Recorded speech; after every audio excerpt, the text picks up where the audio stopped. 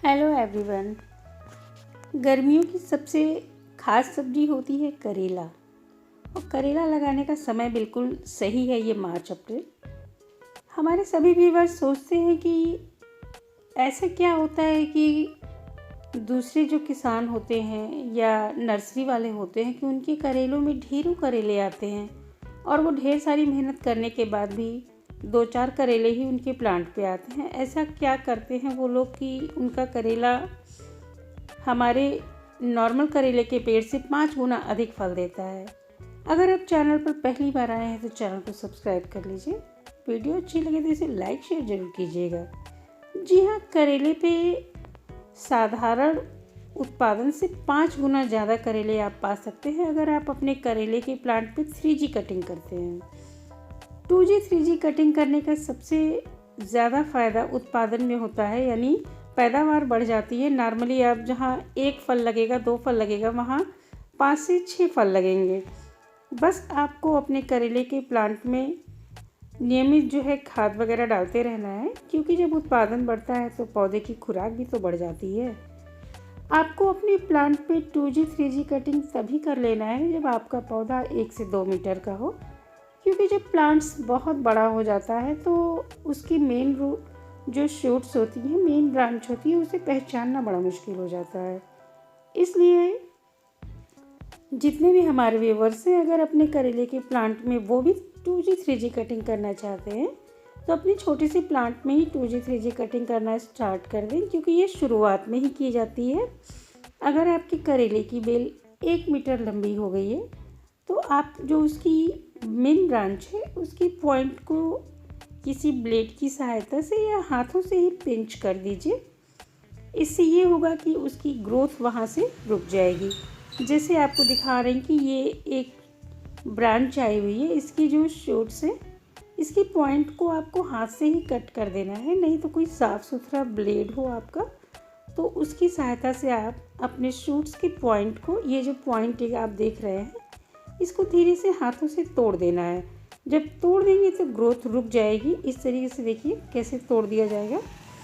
उसके बाद जब हम इस तरीके से पिंच कर देते हैं तो हमारे प्लांट की ग्रोथ रुककर दूसरी ब्रांचेस निकलनी स्टार्ट हो जाती हैं।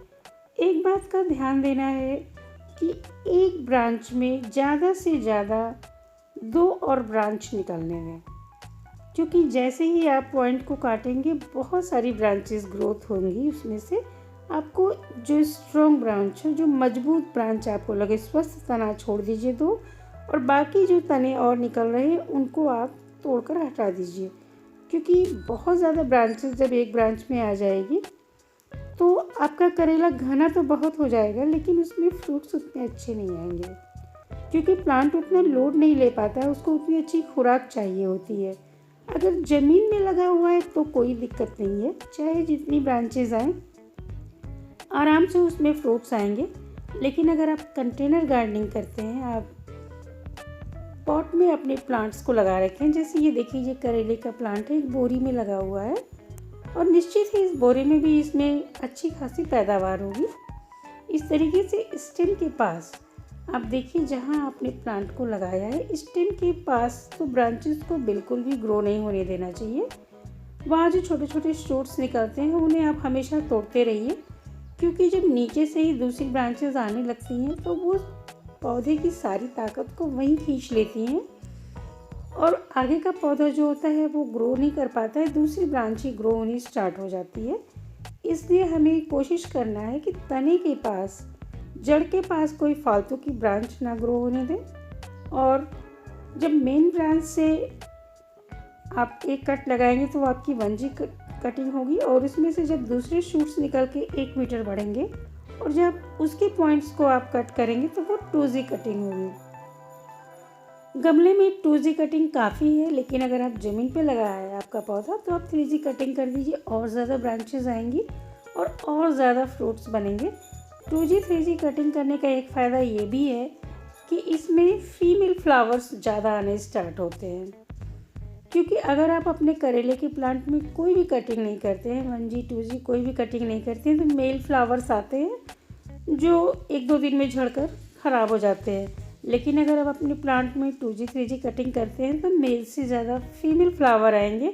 यही कारण है कि आपकी जो पैदावार होती है वो नॉर्मली से 5 गुना ज़्यादा बढ़ जाती है। आपका करेला जो है फलों से पूरा भर जाएगा, यहाँ तक कि इस टाइम उसका लोड भी ना उठा पाए शायद। इसलिए आप उसको अच्छे से सपोर्ट दीजिए, अच्छे से अपने करेले को ग्रो करिए, किसी भी फालतू ब्रांच को मत आने दीजिए। वीडियो कैसी लगी ये हमें कमेंट करके ज़रूर बताइएगा। अगर आपके करेले पे भी अच्छी फ्रूटिंग होने लगे तो हमारे वीडियो को लाइक शेयर ज़रूर कीजिएगा। वीडियो अच्छी लगी तो चैनल को सब्सक्राइब कर लीजिए। Thanks for watching.